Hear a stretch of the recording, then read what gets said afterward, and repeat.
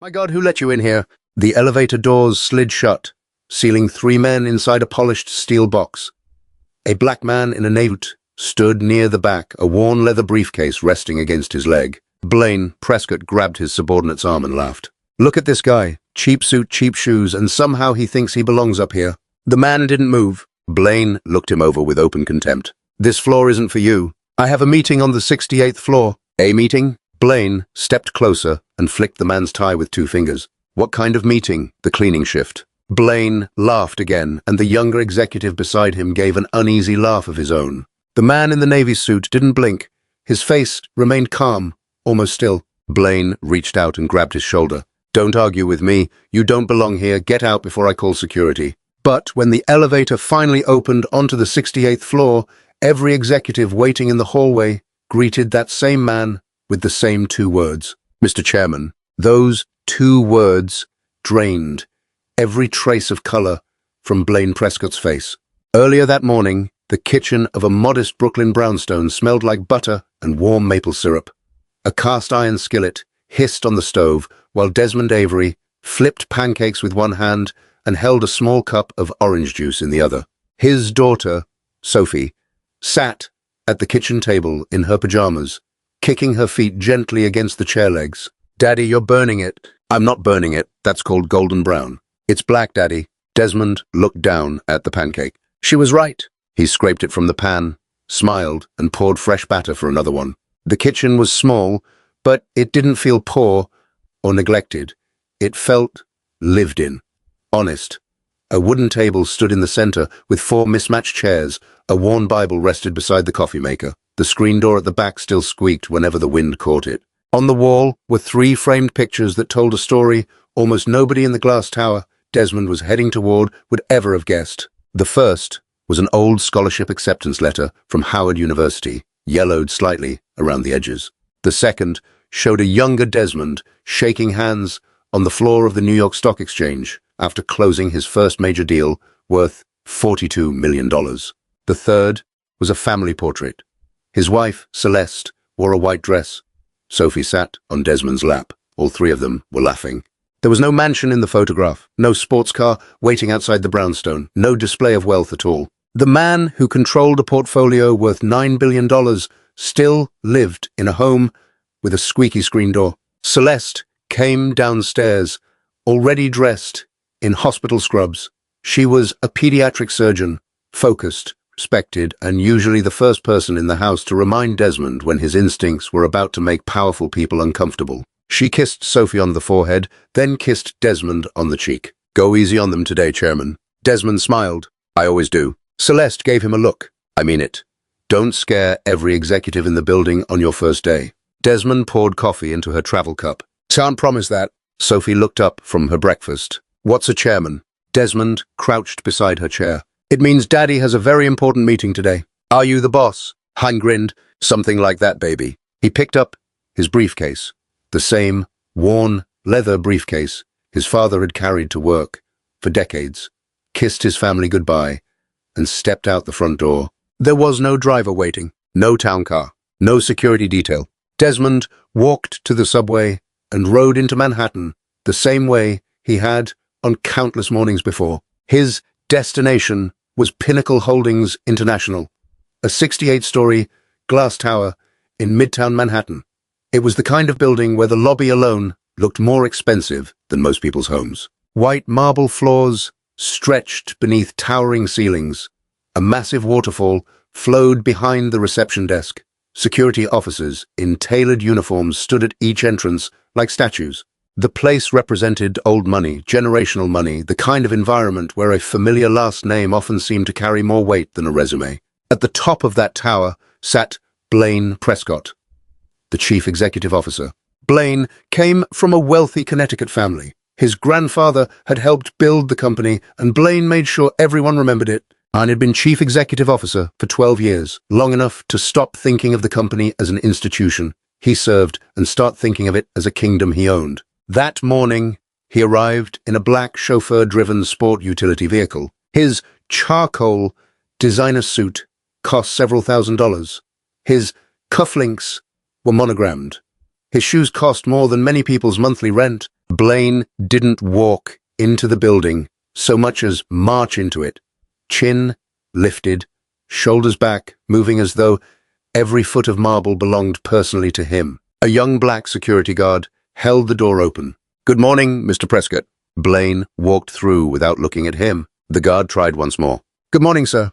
Blaine stopped. He turned slowly and looked the young man up and down. "Did I ask you to speak to me?" The guard froze. "You hold the door. That's your job. You don't talk to me, you don't look at me, you stand there and stay invisible. Can you manage that?" The young guard's jaw tightened. His eyes lowered. "Yes, sir." Blaine adjusted his cuffs and walked away. Nobody in the lobby said a word. Receptionists heard it, visitors heard it, junior employees heard it. Every one of them found something else to look at. That was the culture Blaine had built. Silence wasn't just common in Pinnacle's tower. It had become a form of survival.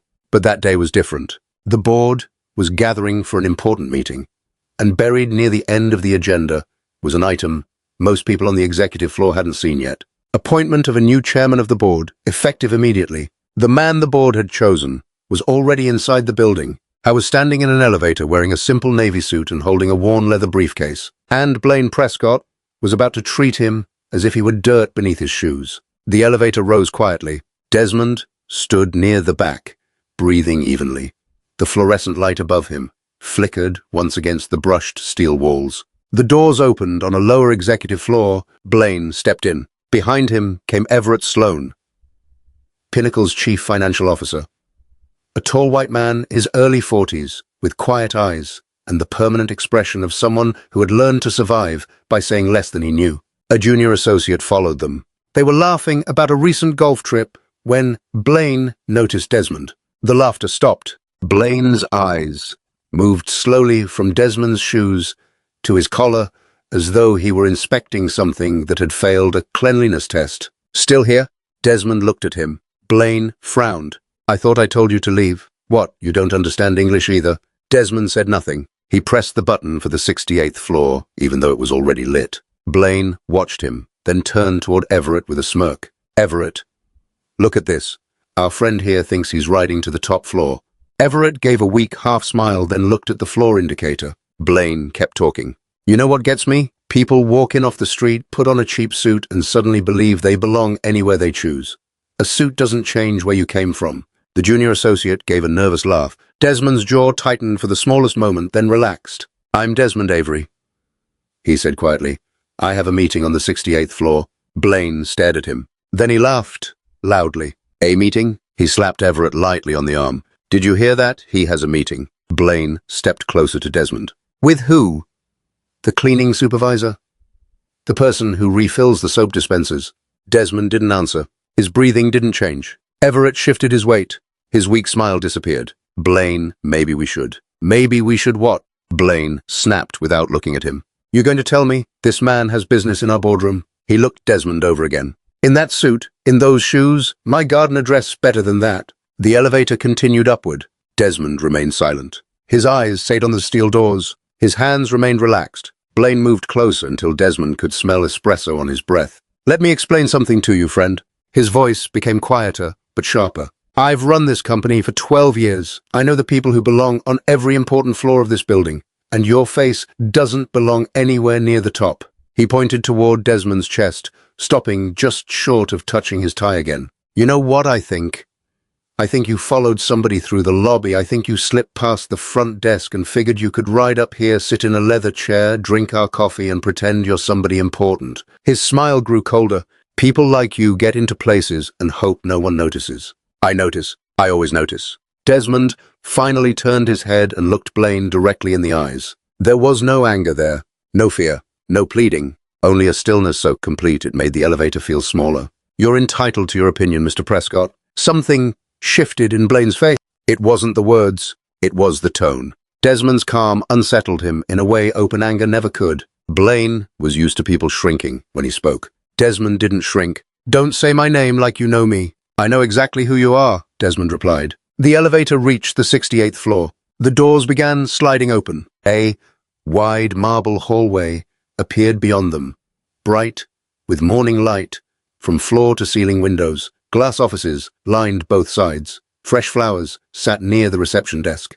Desmond stepped forward. Blaine's arm shot out. Han hit the door close button, and the doors hesitated halfway open. You're not stepping onto my floor. Desmond looked at Blaine's arm, then at Blaine's face. Your floor, my building, my company. Blaine's face had turned red. And you're going back down to the lobby, out the front door, and back to wherever you came from. Am I making myself clear? Everett looked sick. His phone was already in his hand. Blaine, seriously, maybe we should just shut your mouth, Everett.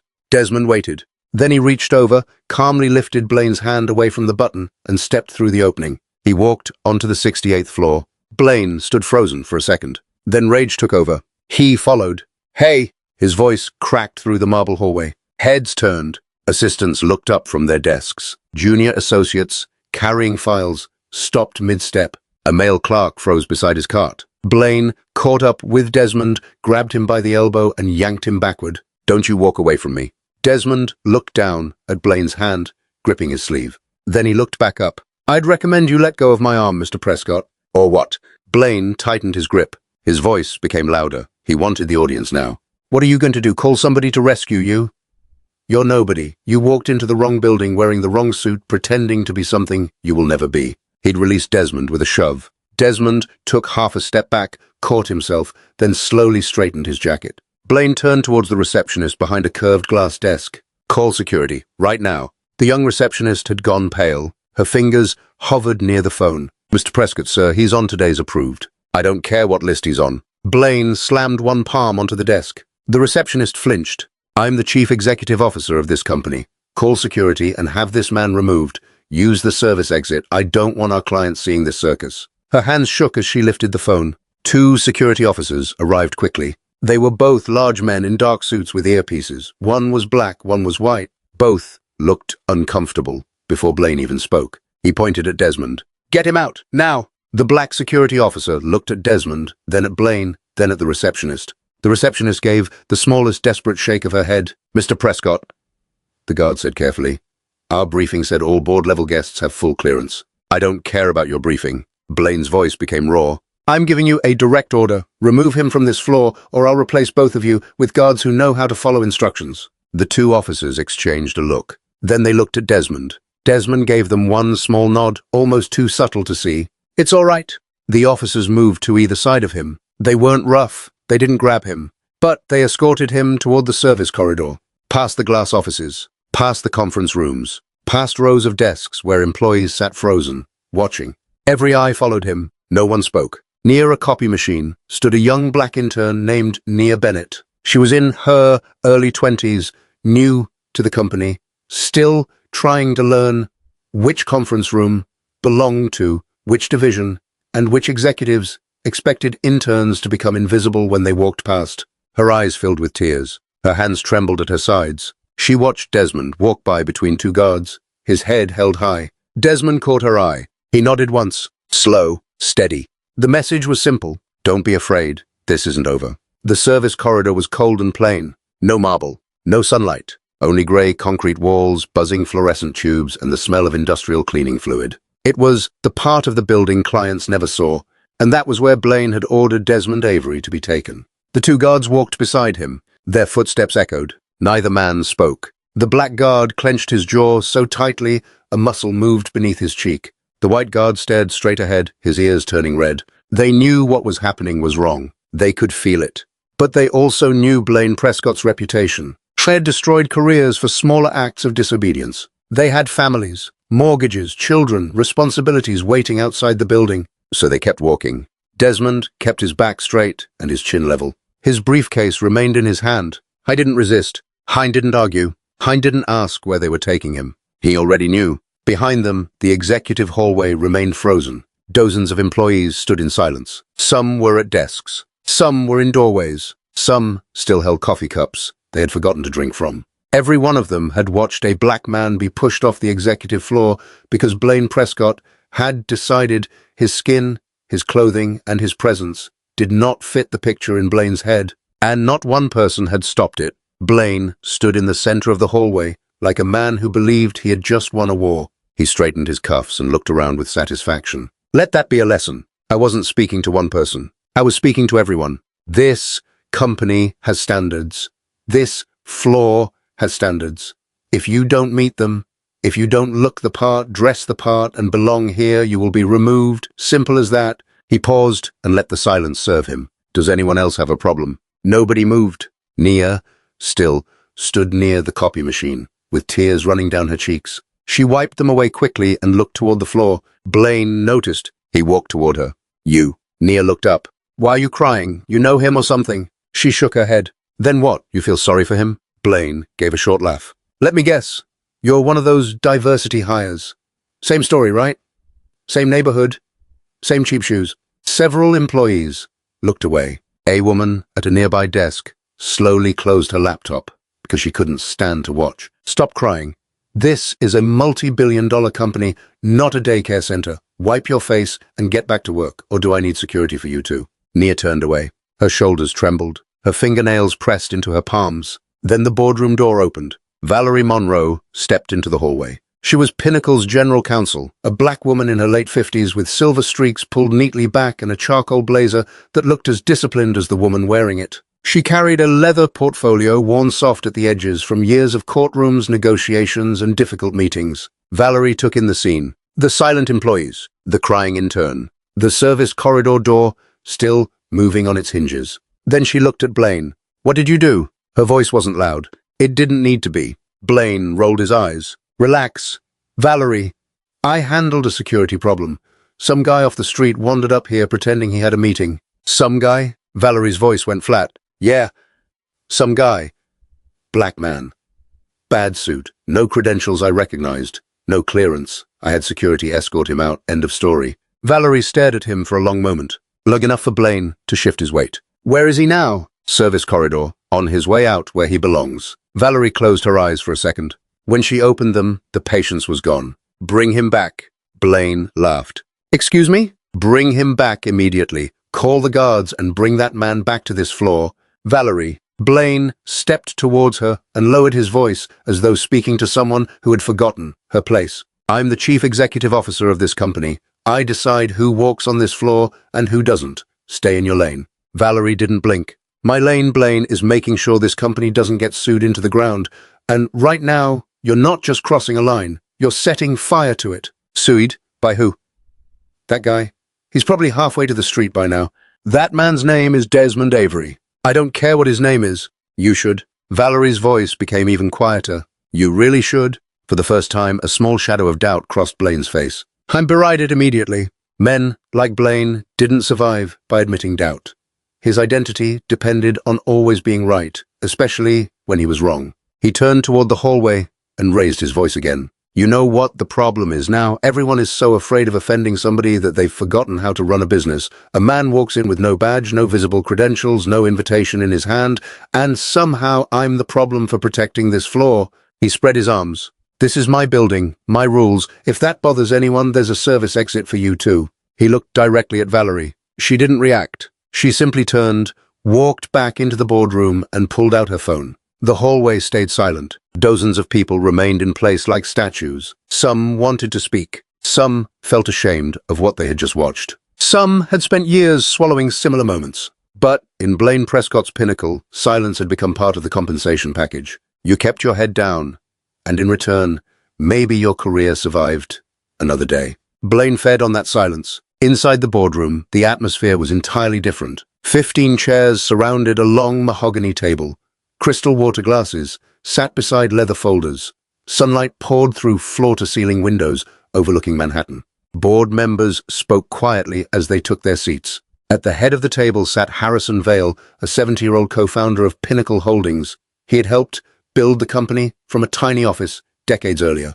Harrison glanced at the empty chair beside him. The chairman's chair. Where's Avery? Camille Mercer, Pinnacle's head of human resources, looked up from her phone. Her face had gone pale. Harrison. She held out the phone. Valerie just sent this. Harrison read the message. Then he read it again. His expression didn't explode into anger. It hardened into something deeper. His hand tightened against the edge of the table. He set the phone down with careful control, stood, and buttoned his jacket. Every conversation in the room stopped. What's happening? Harrison didn't answer. He walked toward the boardroom door. Camille followed.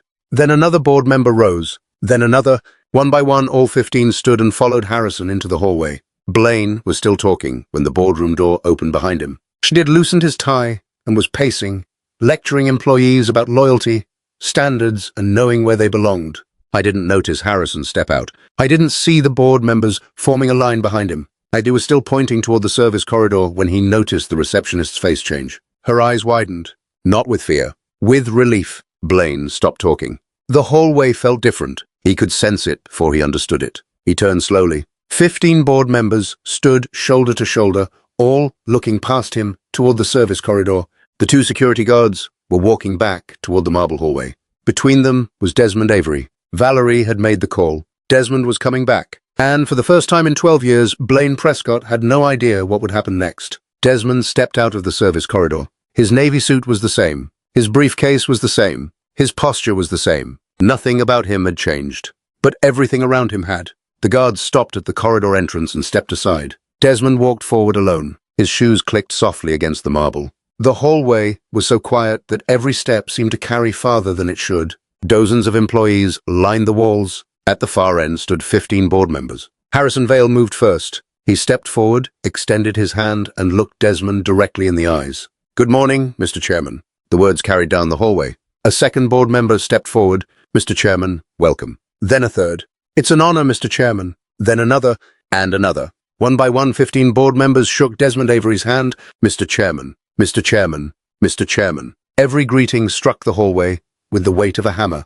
Every assistant heard it. Every analyst, every intern, the receptionist, the mail clerk, the guards at the service corridor, and Blaine Prescott. Blaine stood only a few feet away. His arms hung at his sides. His mouth was open, but no words came. The face that had sneered, laughed, pointed, grabbed, and lectured had gone pale. His left hand trembled. He pressed it against his leg, but it kept shaking. A bead of sweat appeared near his hairline. Then another. I tried to speak. Only a dry sound came from his throat. Harrison finished greeting Desmond and turned toward Blaine. He looked at him with disappointment, deeper than anger. "Blaine, I'd like you to meet Desmond Avery." Harrison's voice was measured. "The board unanimously appointed him chairman of Pinnacle Holdings International." He paused. "He also holds a controlling interest in this company through his private equity firm." Harrison took one step closer. "We should report to him." Nobody in the hallway gasped. The moment felt beyond surprise. Blaine looked from one face to another, searching for someone who might explain that this was a misunderstanding. Nobody moved. Everett Sloan, the chief financial officer who had stood in the elevator and said almost nothing, leaned against the far wall. His face looked grey. He couldn't look at Desmond. He couldn't look at Blaine. He stared at the floor. Nia Bennett stood near the copy machine, with both hands over her mouth. Tears ran down her face again. But these tears were different. Not pain. Relief. Vindication. The simple shock of seeing a man who had been treated as though he had no value stand exactly where he had always belonged. Desmond remained calm. I didn't grin. I didn't celebrate. I didn't look at Blaine with revenge in his eyes. He adjusted the same tie Blaine had flicked with his fingers. Then he straightened the lapel of the same jacket Blaine had mocked. "I believe you had concerns about my clearance level, Mr. Prescott." Blaine opened his mouth. Nothing came out. For the first time in years, he had no speech ready. The silence stretched. Then Blaine gave a weak laugh. "This is clearly a misunderstanding. I didn't know. I had no idea." He looked around for support. Nobody offered any. "Desmond, Mr. Avery, if I had known who you were, I would never have." "Stop!" Desmond didn't raise his voice. "Hein didn't need to. There was no misunderstanding, Mr. Prescott." He stepped forward once. "You saw a black man in a modest suit and decided he didn't belong. You mocked my clothes. You used demeaning language. You touched my tie. You grabbed my arm. You had me escorted through a service corridor as though I was something you needed, hidden from your clients." He paused. That wasn't confusion. That was a choice. Blaine's eyes became wet, not with visible remorse, with panic. "I treat everyone the same. Do you?" Desmond nodded slowly. "That's exactly what we need to find out." He turned toward Valerie Monroe. "Valerie, I want every human resources complaint filed against Mr. Prescott, all of them. How far back do the records go?" Valerie already had her portfolio open. 8 years, Mr. Chairman. 23 formal complaints. 11 involve racial discrimination. 4 were settled privately under non-disclosure agreements. She raised a thick folder. "It's all here." Blaine stared at the folder. "Those were resolved. Those were handled. Those were buried." Valerie replied. "There's a difference." Desmond looked toward the board members, then at the employees lining the hallway. Then back at Blaine. Effective immediately, you are suspended from all duties as Chief Executive Officer of Pinnacle Holdings International, pending a full internal investigation into your conduct. Your corporate accounts will be frozen. Your building access will be revoked. Your office will be secured until the investigation is complete. I delivered the decision without celebration. Blaine's knees seemed to weaken. He reached for the edge of a desk to steady himself. You can't do this. The board, I built this. You didn't build this, Blaine. Harrison Vale spoke from behind Desmond. I helped build this company. You inherited a chair, and today you lost it.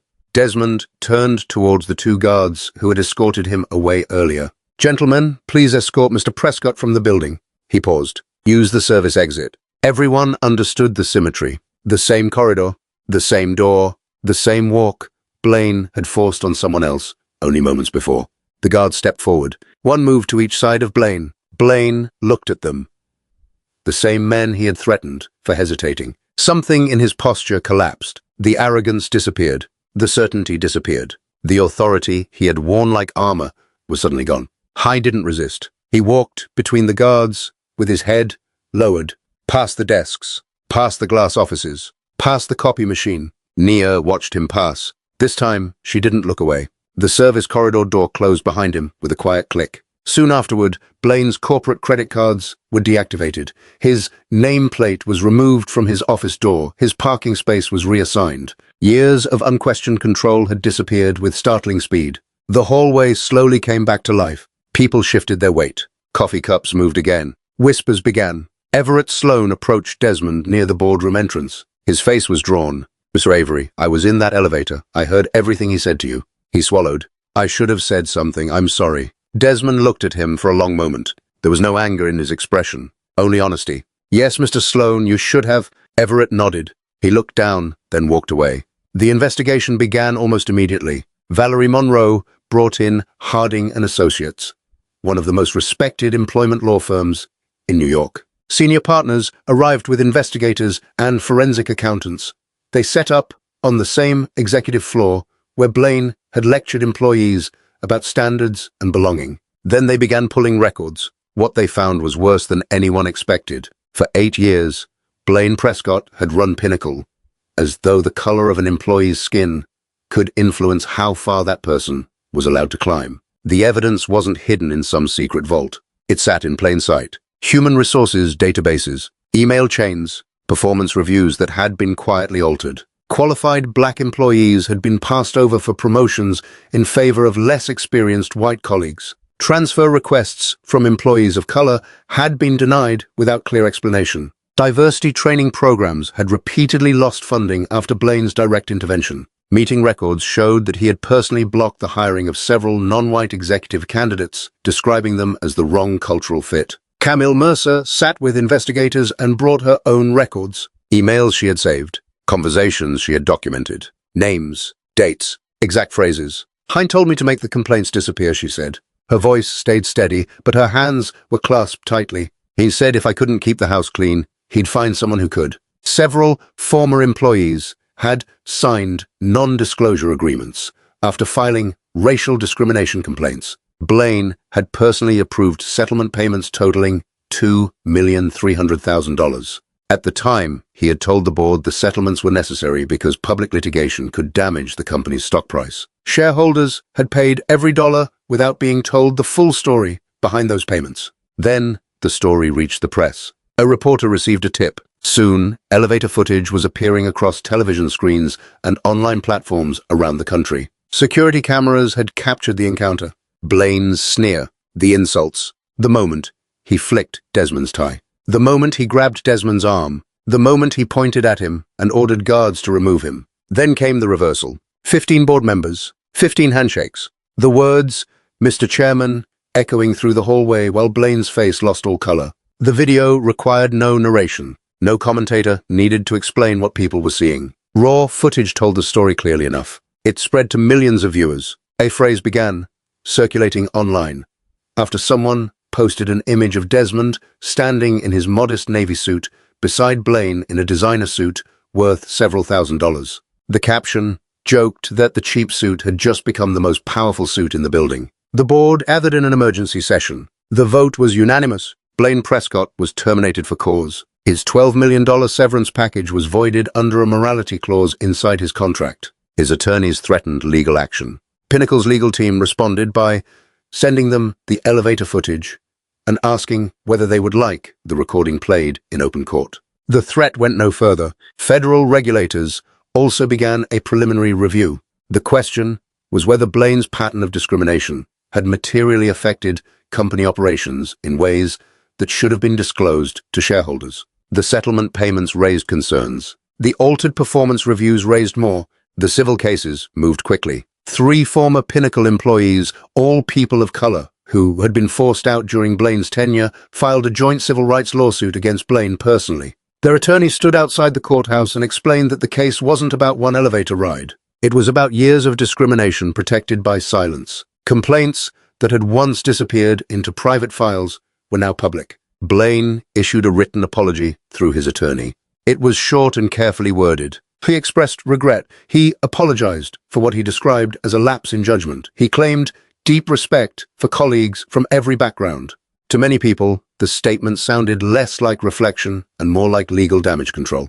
Consequences spread into the rest of his life. His country club revoked his membership. A children's charity board he had chaired asked him to resign. His wife, Victoria, was photographed leaving their Connecticut home with packed luggage and their children. She didn't look toward the cameras. The man who had stood in Pinnacle's hallway saying, "My building and my rules," was suddenly sitting alone while lawyers prepared to divide the life he had assumed would never change. Desmond Avery didn't celebrate. He didn't hold victory press conferences. He didn't spend his first days as chairman talking about Blaine. He went to work. He entered the boardroom, sat in the chairman's chair, opened his father's worn leather briefcase, and placed his first priorities on the table.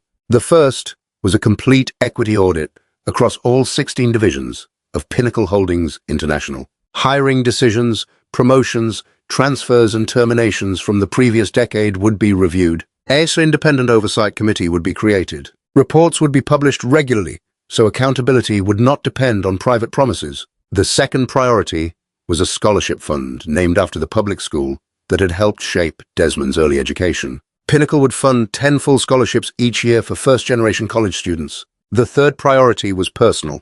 Desmond asked to meet Nia Bennett, the young black intern who had stood beside the copy machine, crying while Blaine mocked both Desmond and her. Nia entered Desmond's office nervously. She had been near the top of her class at Columbia University and had almost quit Pinnacle after what happened in the hallway. She had nearly walked out through the same service exit and never returned. Desmond offered her a promotion to junior analyst with full salary and benefits. Nia stared at him, struggling to hold back tears. "Why me?" Desmond leaned back slightly. His father's old briefcase rested on the desk beside him. "Because you were one of the few people in that hallway who wasn't afraid to feel what was happening." Nia accepted. Later, the elevator doors opened again on the 68th floor. The marble walls looked the same. Morning light still filled the hallway. The building still carried the quiet hum of people going to work. Desmond stepped inside, wearing a navy suit and carrying his worn leather briefcase. No designer watch,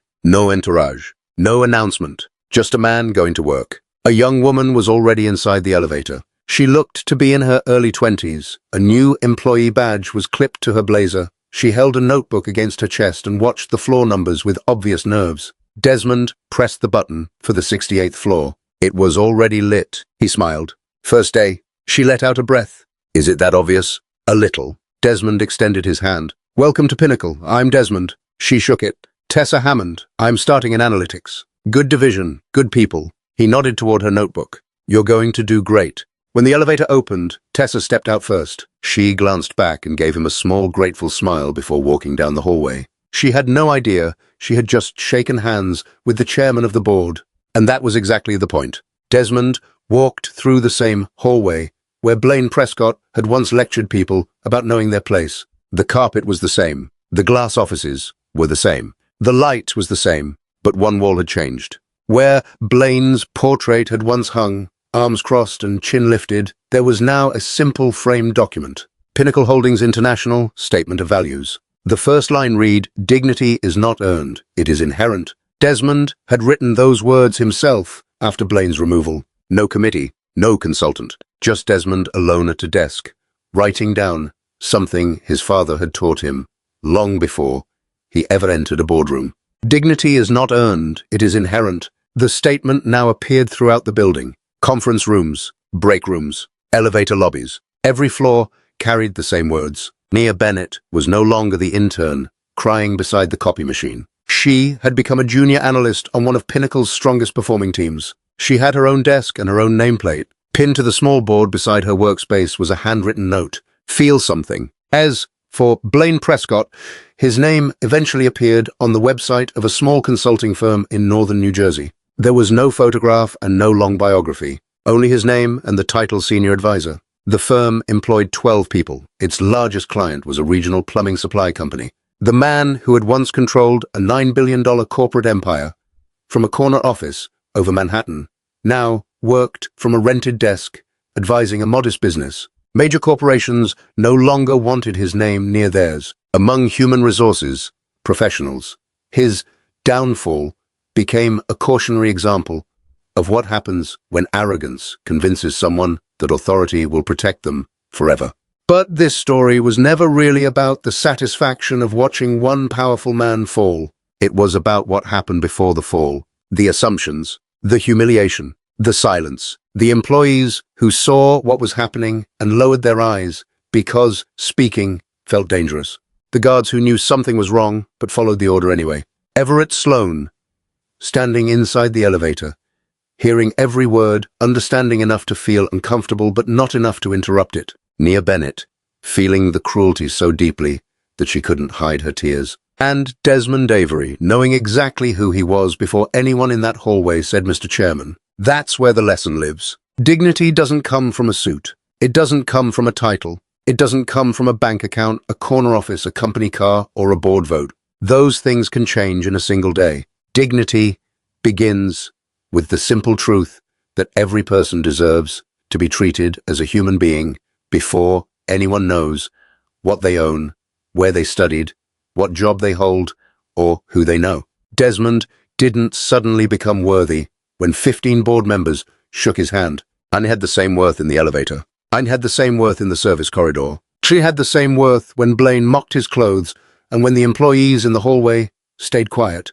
The title only revealed how badly other people had misjudged him. And that raises a harder question. What if Desmond had not been the chairman? What if he had really been a visitor with no powerful title, no controlling stake, no board waiting to welcome him? Would the insults have mattered less? Would the humiliation have been acceptable? Would someone have spoken up? That is why the people standing nearby matter so much. Silence can feel neutral, especially when speaking carries risk. But silence still has an effect. Everett learned that. The security guards learned that. The employees lining the hallway learned that. Doing nothing is still a choice when someone is being mistreated in front of you. That doesn't mean every person has to become reckless or put themselves in danger. Courage can be quiet. It can mean documenting what happened. It can mean reporting it to someone who can act. It can mean checking on the person afterward. It can mean refusing to laugh when cruelty is disguised as a joke. It can mean saying calmly, "This isn't right." And leadership carries an even greater responsibility. Blaine's worst failure wasn't simply that he was rude to the wrong man. The deeper failure was that he had created a culture where employees learned to stay silent because they feared what honesty might cost them. A healthy workplace can't depend on one good person eventually gaining enough power to fix everything.